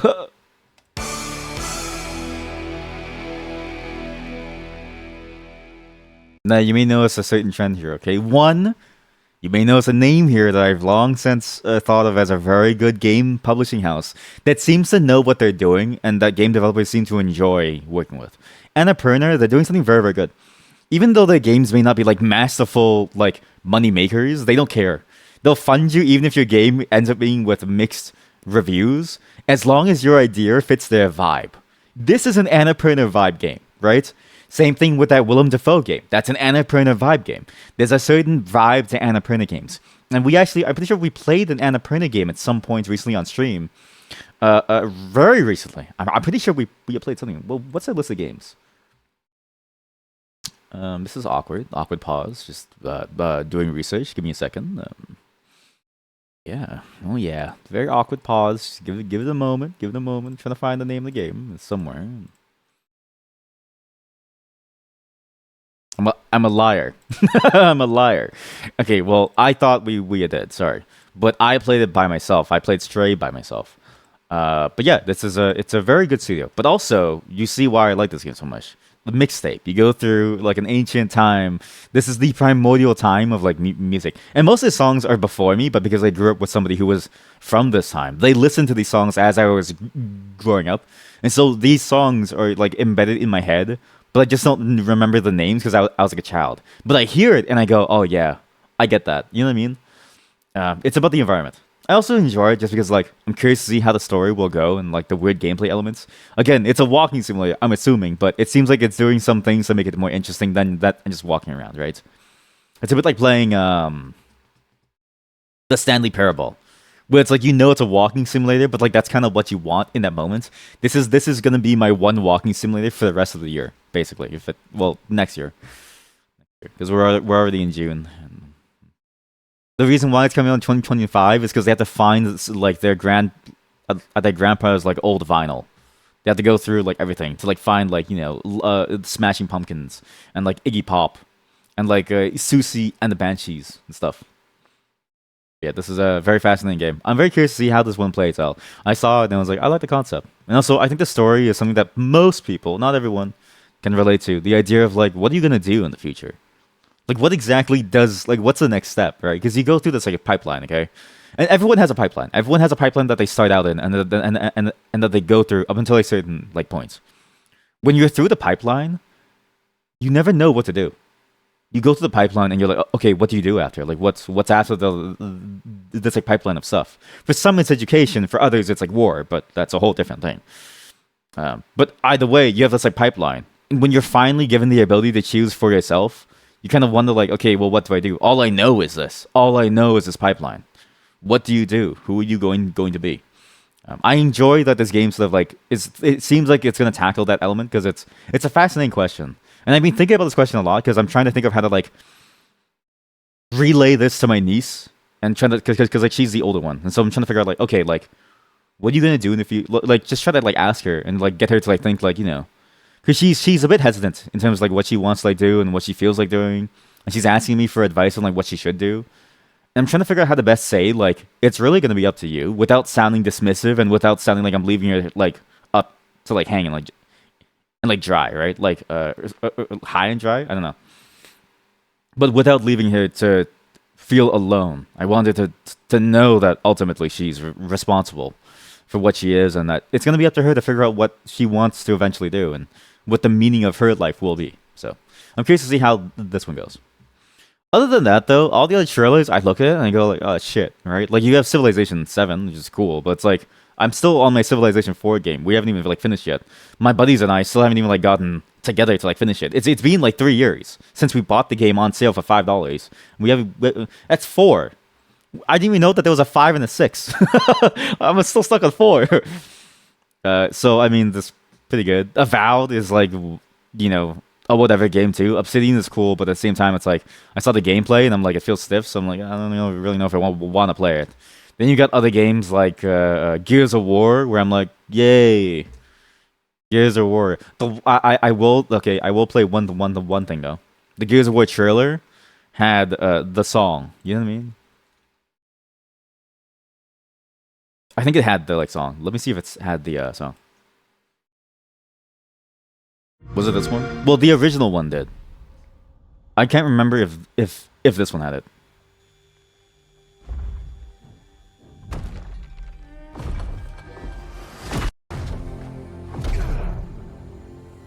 You have it. Okay, I misremembered. But the original one had this song, which I still think is like, you know, funny.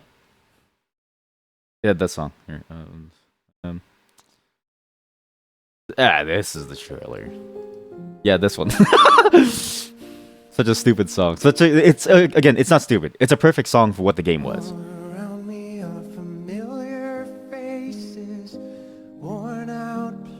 But I don't look at this game and then go like, okay, like I want another, you know, whatchamacallit, right? Like I don't really want this game.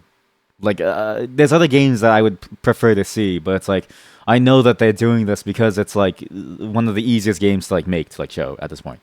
Gears of War, you can't go wrong, and people have been clamoring for it for like a while. So I mean, let's see. It's a bit like Halo, right? Like Halo had its run. Halo was really good, but it's like I don't really want Halo anymore. Like the story is cool and all, but like the latest Halo is like I don't really care about it, right? I care about Destiny. Well, I would have cared about Destiny if it was more of a fun game, but I care about Destiny because it's like a new, fresh take on something. But you know. Anyways, let me show you some food. I'm not gonna explain this. I'm not gonna explain why we're doing this. I'm just gonna do this to you, okay? We need music. We're done with the all around me are familiar faces. Did you know an American food has many different things about it? Here. Before we go into programming, I just want to show this because I've been wanting to talk about this for like a while, but I've been gone for like a while. This is a garbage plate made in New York, Rochester, apparently. This looks delicious, okay? When you think of American cuisine, I think barbecue. Some people think like everything on like a plate. I think this slaps, okay? You got meat sauce, you have onions, you have a hot dog, you have beans, and you got like tater tots and some mac and salad, some like mac salad. That's some good stuff. I think this would actually taste great. I think I would only go for the hot dog and the chili sauce alone. Those two alone would make me happy, plus the onions, but all of this, like, I can see why it's called a garbage plate, because it looks like garbage. But this looks fantastic. You've also got the horseshoe sandwich. This is, yes, you might be surprised that this is a sandwich, chat. Yeah, it's 2 burger patties or something. On top of 2 slices of bread, they throw like cheese sauce and fries on top. This is American cuisine, by the way. This is like, you know, just straight up like America. There's, wow, so good. So good. Again, I make fun of it, but like, I actually do enjoy this a lot. I actually think that this is a great dish. I had a link before, but it keeps redirecting to a stupid list of notable food. Yeah, show me the goddamn... Oh, here we go, yeah. Wait, no. Yeah, here we go, yeah.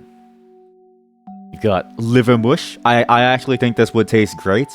Just nice fried, mushed up liver, just, you know, nice pan fried. It's a bit like Spam. It's like Spam, but it didn't taste as good, right? Like, everyone loves those, like, canned luncheon meats. Just pure sodium into your veins. You've also got the Slinger. I think the Slinger, by the way, is probably the best one. It's, I think it's like hash brown at the bottom, plus a meat. You got chili con carne, and then you got cheese and like onions, right? This is perfect, right? You got meat, you have a meat, you have an egg, you have a hash brown, you have a chili con carne, you got some cheddar cheese, and you have some onions on the top. I think the Americans are slapping here, but you also may notice like a similarity between these two is you got cheese. So basically all these dishes have a cheese, a meat, and then like a chili of some kind, right? And then their chili, you know, it changes form depending on what the flavor profile is. Like you might have chili in the form of like beans and mac. You might have chili in the form of like, you know, chili con carne. Then you might have chili in the form of like French fries. But really, like that's American cuisine. American cuisine is just chili. Oh, and this one is the best one. 4-way. I mean, this is just 4-way specifically, but Cincinnati chili. This thing is insane. All right, you like spaghetti, or yeah, you like spaghetti. Well, enjoy flat white noodle spaghetti. This is fucking disgusting. What do you mean white noodle? What do you mean white noodle? What is white noodle spaghetti? What the fuck is this? What?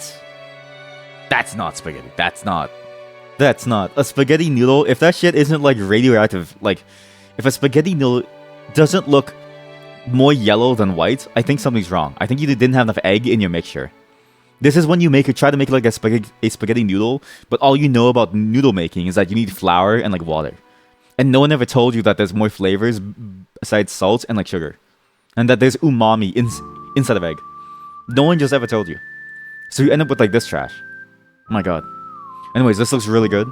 This is a 4-way version of this. So you and 3 other friends, if you're friends. If you have no friends, then welcome to the club. Subscribe to me to find friends. You can just eat this on your own. And you may notice another staple. Okay, look. What is it? This is American cuisine. So what do you have? Cheddar cheese, onion, chili con carne, chili. It's just chili. It's just chili. I just wanted to show this to you all because I was very surprised. You go down a list of like, you know, US food, and a lot of it is the same combination of like flavors, but I get it. It tastes great. Like it tastes really good. And then you go to Canada, right? And you're like, okay, what are the Canadians up to, right? You want to know the history of, or at least the reported history of poutine? Which is what you're staring at. Which is French fries, gravy, and cheese curds. Their history of poutine is this. Customers love French fries. Then, what they wanted to have was cheese curds with their French fries. No sauce. You get a bag of French fries, and they just wanted cheese inside of the bag.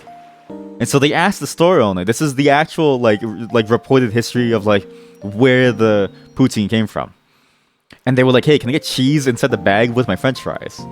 And the store owner, I mean, being a sensible person, looked at them and said, what the fuck did you just ask me? Like, why do you want that? You're like, you just ordered French fries. Why do you want cheese with it too? But the thing is, I get it, right? If somebody took like a cheese string, cut it up in front of me, put it in a bag and threw like 5 French fries in, I call that like a gourmet. But no gravy, brown plastic bag. You take it and you go. And so, but begrudgingly, they did that. And then they never tell the rest of the story, and so it's funny when you read it, but the story goes that the store owner was annoyed at the culinary disgrace that was happening. But at least if he has to do it, he'll add gravy to keep the fries warm.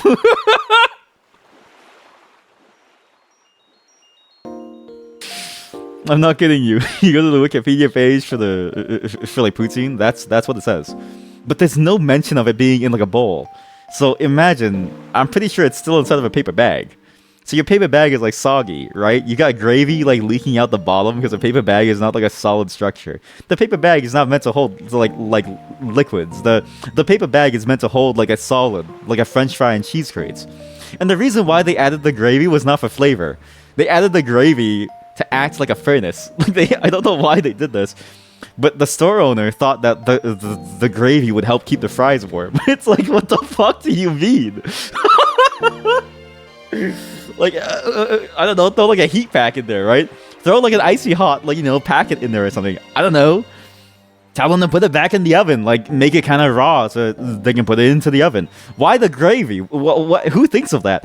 When you go to sleep at night and you're cold, right? Dead of winter, do you think, wow, I could really slather myself in like gravy right now, right? You don't! But that's what the people in Montreal thought. That's what the people in Montreal thought. This is why people make fun of Montreal. I'm just kidding. But it's a crazy story. I'm like, what do you mean you just throw gravy in there to keep it warm? That doesn't make any sense. Like, I don't know, there's like a million other ways to like do this. You don't need gravy. You can just keep things warm any other way. I love food history. Anyways, I just went down that rabbit hole. Had to show you. As you all know, I go down rabbit holes. That one Jaden animation video on ADHD, which is here. Jaden animation. This one video. Oh yeah, I forgot to tell you all actually. So this video.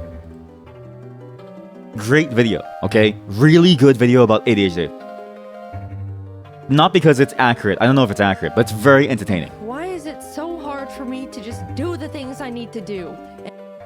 My wife, so I made my wife watch this because I saw it and I was like, oh shit, I kind of relate to this in like in way too many ways, right? This is the third or fourth ADHD video that I've seen that wasn't just like pop or like, you know, popular memes about ADHD, but like actual people who like live with their experiences and like recreations of like what they deal with.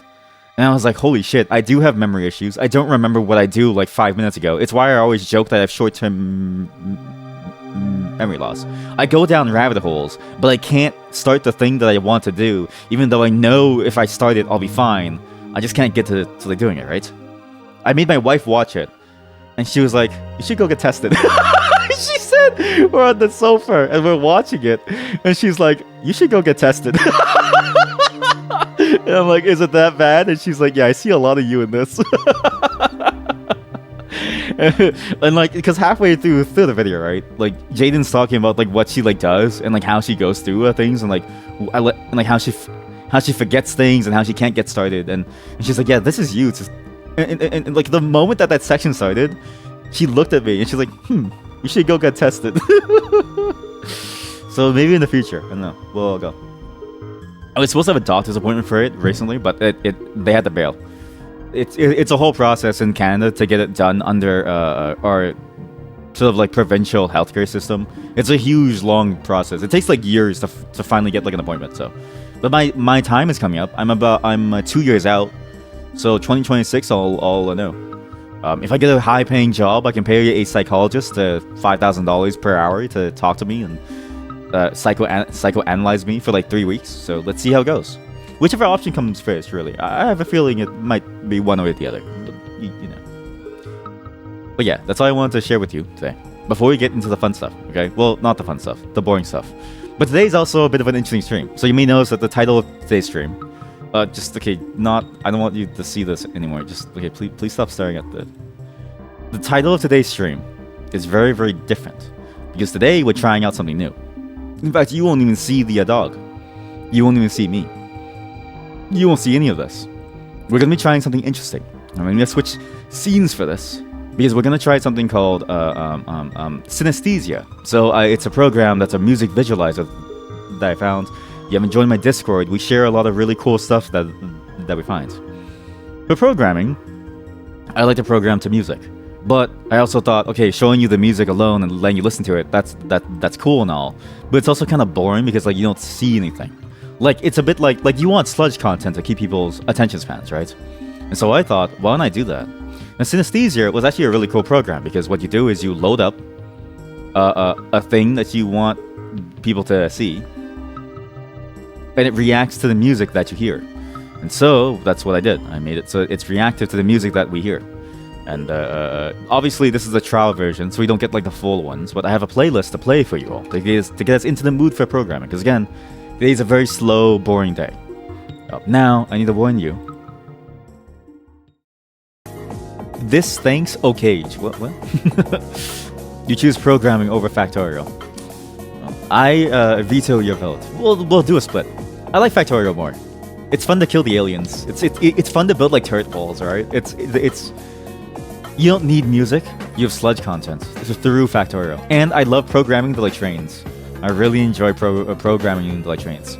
Satisfactory is better than Factorial. Yeah, well, yeah, but it's too much work to start 2 of those games. Way too much work, right? Like, do you really want to start 2 of those different types of games? I don't know. I only really want to go with like 1 IMO. Because if you do 2, then it's like, oh god, like you have too many factory games going on at the same time. Too many long-term games. Oh yeah, chat. Time for me to go. I'm hungry. We got nothing done, and I'll do this one. Again, I have no clue when the emails will drop. Tomorrow, though, we're back with a normal day. So, we'll be doing a couple of Game Fest demos at the start. We'll be continuing with some Cryptmaster. I'll be posting this in the Discord channel as well, the stream announcements, because today was supposed to be Cryptmaster, but the schedule got kind of out of whack. So, tomorrow's Cryptmaster, and then maybe Road Warden if we finish it. But for sure, some Steam Next Fest games I've been waiting to try out for a while. Some demos, and these demos are particular because they're a lot like the Angeline Error demo, where it's like a whole separate story element, which is nice. It's very interesting how they made these demos to be a separate experience, right? Same time as always, 1 p.m. Eastern. I don't know what time it is in UTC or your time zone. So I don't know, Geshenon, I guess. I don't know. Time zones are hard. And again, believe in yourself a bit more, chat. The truth is, you have the capability to do a lot and to become a lot more. And the truth is, everyone has to learn. Never compare yourself. Compare yourself to the you that you were yesterday. And even then, why even bother compare yourself? As long as you enjoy what you do, that's all there really is to it.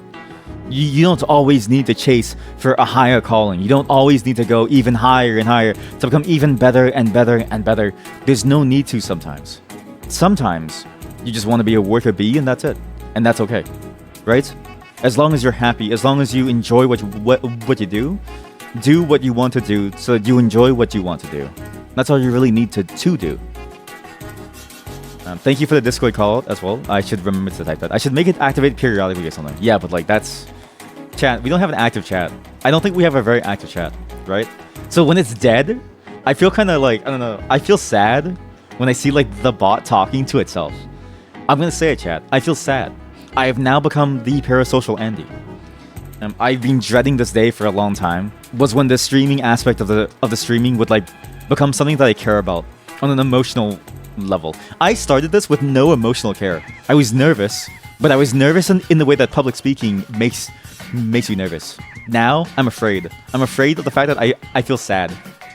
Can I make a conditional? Yeah. I guess you could. Yeah. But not through Nightbot. I don't think Nightbot has conditionals. I don't think it has access to certain things, like the list of viewers, the kind of viewers. Maybe it does. But I would do that. But also, it's not viewers, right? I need like a message per minute. Like, what's my MPM, right? People have like CPM, like customers per minute and stuff. I want MPM. Should I try Fossabot? Yeah, I saw it too, but I'm like, I don't want to get too like crazy with the bots because like I don't really use the bots for like much. Except for like a couple of fun things with like, you know, and eventually integration with like the backend server for the registration thing, right? So it's not really necessary for me. But I don't know. If I need more capabilities, then I'll think about it. But I like having one single bot that's like tried and like tested across multiple streams that I know personally as like, well, that I can at least somewhat trust that like makes sense, right? Because they do a lot. And as long as it serves some basic needs, I'm fine. I don't mind repeating every time that we have a book club going on in a Discord. Just please answer honestly. Also, there's a new question actually on the Discord. There's a new question. Please answer where you came from, whether you came from Twitch or YouTube or your friend. It's important for me to know so that I can, I'm gonna be honest with you. People who come from YouTube, you get a role called first class citizen. People who come from Twitch, you get a role called third class citizen. No, second class. People who get invited by their friends, they get a role called third class citizen. Yes. I'm just gonna be honest with you all. Just answer it honestly so that I know who to treat better and who to treat worse. But yeah. I'm gonna leave you all with actually a song. A final call-out song. Yeah, if the amount of messages in the past hour is like more than advertised, it's good. Basically, an activity meter of like some kind. That should be easy to like do, but I just don't know if I get access to like number of messages in Nightbot. Because it exposes certain things, like the user who typed a command and like stuff, but not everything. But chat, time for me to go. But before I do, again, trying out this new little visualizer. No clue if it works, but I really enjoy what the visualizer does, and I enjoy the vibe that it provides, and I enjoy the visuals that it has. And in the future, we can program our own visualizers because it's just an OpenGL rendering context. So we'll see how it goes. Okay, I don't know if it's worth it to buy Synesthesia, what it provides. So I'll do some deep dive learning to see if it's worth it. But if it is, it's great because then we can do stuff like this, which soon give me a moment to start this up. Wait, why are YouTube people number one? Chad, I've shown you the like comments right here. These are the comments from the YouTube viewers.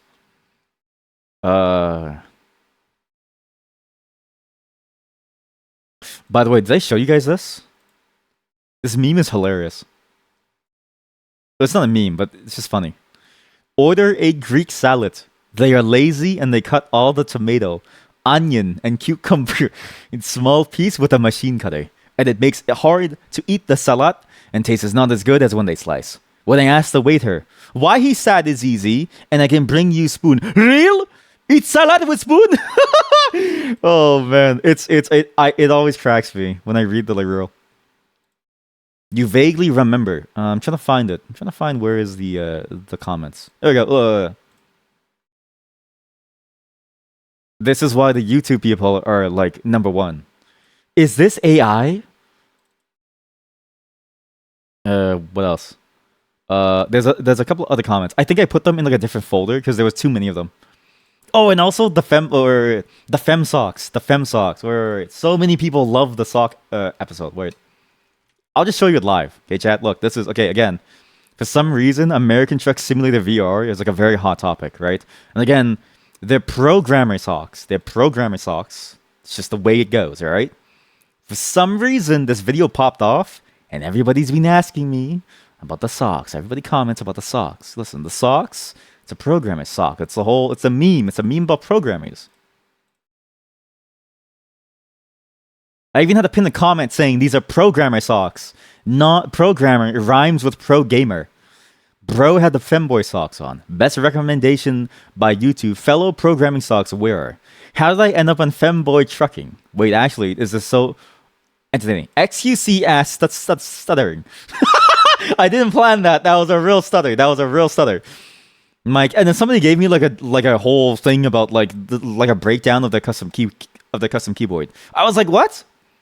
Hey, I think you should make the foot cam a little bigger. It's kind of small. How to play with VR on ATS. My brother in Christ, this is not Google. What GPU? This is not Google. Ah, yes. I'm glad to see another gamer using programming socks to improve their performance. Too few pros understand the importance of proper equipment while gaming or programming. Femboy socks. May dress stream when? Femboy. Translate to English. Femboys. Holy shit, that's a funny. This is a funny translation. Femboy, translate to English, femboys. That's good. That's actually hilarious. Holy cannoli. My god, that's so good. You remember this one clearly. Yes, you do. It's not a meme, it's a reality. No, chat, it's a meme. Can you find what GPU you have on Google? Yeah. If you search up my legal name and plus my SIN number, you like get my PC specs. They multiplied. They definitely multiplied. See, I'm telling you, that's why they're first-class citizens, right?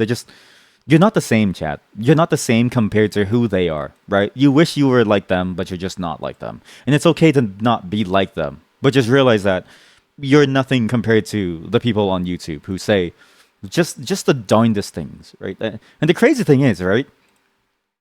That video got popular for no real reason. It just got really popular for some reason, and I don't know why. And everybody says these things, and it's so funny to like see because it's like, why, right? It's odd, very odd. Hey Google, what GPU does Stick have? Hey Google, what's my graphics card? Yeah, because programming sucks. Also, VR is cool. I mean, yeah, the VR stuff was like fun. Again, American Truck Simulator is the best VR game. They just need to realize that and like sell that as their. They just need to sell the VR portion of the game as their main game. They just have to do that, and then I think they'll have $1 million reviews, right? They just have to do it. Okay, well, this is where I sign you all off, chat, with the music. Have a wonderful time. It's hot outside, so I don't know. Stay cool as well, and just be nice to each other. Again, it's a great year, for me, just to do nothing. So, hopefully for you too. Hope you're all doing well. Nice to see everyone again too. It's funny whenever I do a programming stream, you all come in for the weirdest stuff. Again, tomorrow we have some normal streams, but until then, see you next time. Hopefully the emotes come through and you can see the cool emotes, but I have no clue. This song is going to be a kind of a banger that I'm sure you all know. This song is called Feels Like Summer by Childish Gambino. I have to play it now before the ads run, okay? So when I say go, play the music, VOD viewers, because the music isn't there for the VOD. So, go.